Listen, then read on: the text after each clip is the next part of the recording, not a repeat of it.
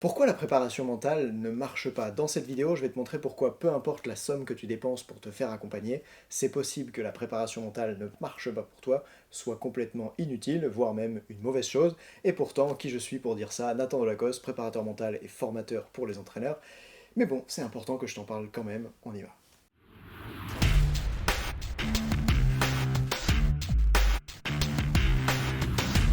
Écoute, il y a deux types de personnes qui ne peuvent pas bénéficier de la préparation mentale et je vais te décrire ça maintenant. On commence avec le premier type de personnes, c'est ceux qui s'en veulent de ne pas y arriver. Regarde, l'autre fois j'accompagnais quelqu'un dans une séance d'hypnose qui m'a dit qu'elle avait jamais réussi à vivre un état hypnotique profond. Et quand je l'accompagne, je me rends compte qu'en fait ça la gêne tellement de pas y arriver parce qu'elle voit des personnes d'elle autour qui y arrivent. C'était dans un stage et puis elle en avait déjà suivi d'autres auparavant. Quand elle voit ça, quand elle voit qu'elle y arrive pas à atteindre quelque chose. Elle se dit, ah bah du coup je suis nul, je vais pas y arriver, ça crée de la frustration, voire même l'envie de ne pas essayer. Et là je parlais d'hypnose, mais toi peut-être que dans ton cas, tu rencontres des athlètes qui ont le même problème quand ils essayent de faire des choses sur le terrain et qu'ils y arrivent pas, n'est-ce pas? Et en fait ce type-là de personnes, si on essaye de les accompagner en préparation mentale, mais qu'elles s'en veulent à chaque fois qu'elles n'y arrivent pas, et ben la préparation mentale n'aura pas d'impact tant qu'en fait on n'a pas réussi à les déconnecter de ce truc de si j'y arrive pas maintenant, alors je m'en veux. Et donc pour ces personnes-là, en fait, avant de faire le reste de ce qu'il y a à faire, on va bosser en préparation mentale pour désactiver ce truc-là chez elle. Donc là, tu te dis peut-être, ah bah du coup, en fait, ça pourrait marcher pour eux. Oui, c'est ça que je voulais dire. C'était un peu une introduction de vidéo pour capter ton attention, et en même temps, je veux t'aider à te rendre compte que des fois, il y a des choses qu'on croit pas possibles qui en fait le sont si on prend un autre chemin. Tu sais, ce problème, c'est par exemple quelque chose que je rencontre quand je suis moniteur de snowboard et que j'accompagne quelqu'un sur le terrain. Si l'élève essaye de faire une fois le virage, deux fois le virage, par exemple dans un cours collectif, et qu'il n'y arrive pas, parfois je vais à côté de son oreille comme ça, et je vais écouter ce qu'il se dit à lui-même, parce que des fois il le dit à haute voix, et il va dire «Ah, j'y arrive pas, je suis nul, les autres ils y arrivent, etc.» Et il va décider d'arrêter, pas parce qu'il est incapable d'y arriver, mais parce qu'il pense qu'il n'a pas le droit d'être nul, qu'il n'a pas le droit de progresser moins vite que les autres, que ça ne lui va pas. Et quand j'ai ça à faire, c'est inutile pour moi comme moniteur de snowboard de lui dire «Mais si, la prochaine fois, mets-toi plus en avant, tu vas pas y arriver, parce que tu viens de voir que la personne n'y arrive pas.» Ce qui est beaucoup plus efficace, c'est d'aller bosser avec elle sur la croyance, d'aller bosser avec elle sur la manière dont elle perçoit le fait de pas y arriver. Et ça peut paraître surprenant, mais en snowboard, j'ai obtenu des résultats de dingue comme ça avec des élèves qui peuvent pas profiter de mes cours de snowboard parce que ils sont dans leur tête en mode j'ai pas le droit de rater. Et quand on arrive à faire changer ça, alors les conseils techniques, l'impact de l'enseignement du snowboard peut vraiment se faire pour eux. Parlons maintenant du deuxième type de personne qui ne peut pas bénéficier de la préparation mentale.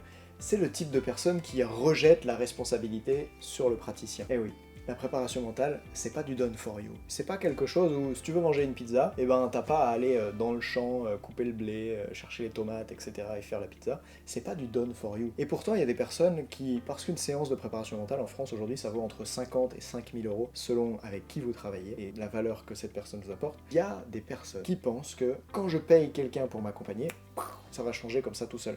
Et en fait non, c'est pas du done for you, ça demande beaucoup d'efforts à soi. Par exemple, la dernière fois, je faisais la préparation mentale d'un groupe d'entraîneurs que j'aide eux-mêmes à se transformer, puisque les entraîneurs c'est challengeux aussi, pour eux, pour vous, n'est-ce pas, de faire ce métier-là. Et donc, on était en train de bosser sur eux dans le groupe Audace et Résilience Coach, et je leur pose la question, je leur dis, quelle est la conversation difficile que vous n'avez pas encore eue, et que si vous l'aviez, votre vie serait différente. Et quand je pose cette question-là, je suis en train de leur redonner de la responsabilité. Et mon rôle, c'est pas juste de résoudre le problème qu'ils ont, parce que des fois je peux pas, ils ont un problème avec quelqu'un d'autre qui a beaucoup d'impact sur leur vie, sur comment ils se sentent, etc.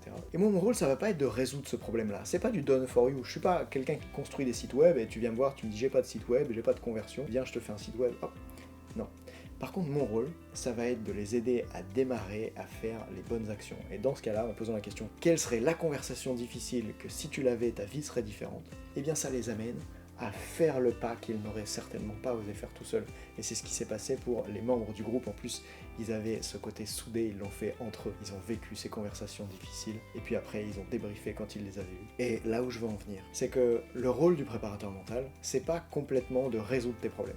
Non, c'est de t'aider à les résoudre, et ça veut dire que tu vas avoir une part de responsabilité là-dedans, et du coup la préparation mentale, ça peut pas marcher pour toi si tu veux que quelqu'un fasse complètement le travail à ta place. De la même manière que si tu engageais un coach sportif, d'ailleurs auparavant mon métier c'était préparateur physique, à haut niveau pour la Fédération Française de Ski, si tu accompagnes un coach sportif, pour perdre du poids, si tu demandes son accompagnement, bah en fait, il peut pas perdre du poids à ta place. Par contre, il peut te donner les meilleures stratégies et il peut te donner l'accompagnement, le soutien dans la motivation pour que tu fasses les actions qui vont te permettre d'obtenir ça. Ce sera très différent du chirurgien qui lui propose une liposuction qui fait qu'en un après-midi, t'enlèves la bouée que tu as. Et donc, je t'invite à faire attention à ça. Il y a le done for you, comme quand tu commandes une pizza, et puis il y a l'accompagnement qui demande qu'on soit deux. Et d'ailleurs, une fois, j'ai eu ce problème-là avec un athlète que j'accompagnais. Si l'athlète, il se rend pas suffisamment disponible en temps, en énergie pour vivre les séances, peu importe combien il a payé avec moi, plus de 3000 euros, bah en fait, s'il est pas là, il peut pas obtenir les résultats. On a besoin de bosser ensemble. Et donc, ça va être important qu'on crée cette association dans laquelle moi, je m'investis, et c'est pour ça que je travaille toujours avec moins de 10 athlètes en même temps sur une période de 6 mois, de manière à pouvoir être le plus dédié possible à eux, et vraiment proposer un accompagnement de qualité, mais ça va être aussi à l'athlète de s'investir dans le programme d'accompagnement. Et ce que je dis là, en tant que préparateur mental, ben c'est vrai aussi pour toi avec les athlètes que tu entraînes. Toi, tu les coaches, mais eux, ils doivent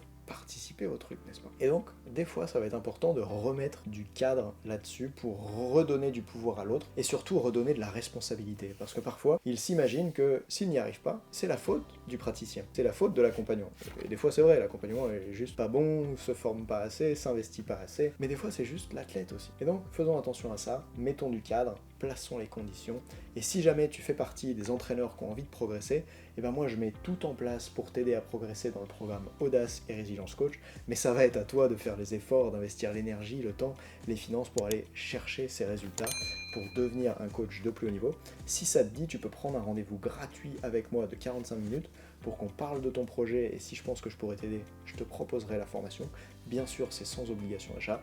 Dans tous les cas, ça permettra que pendant 3 quarts d'heure, je te donne mes meilleures recommandations. Si ça te dit, clique sur le lien qui s'affiche dans la description. Sinon, regarde la prochaine vidéo et je te dis à bientôt. Ciao.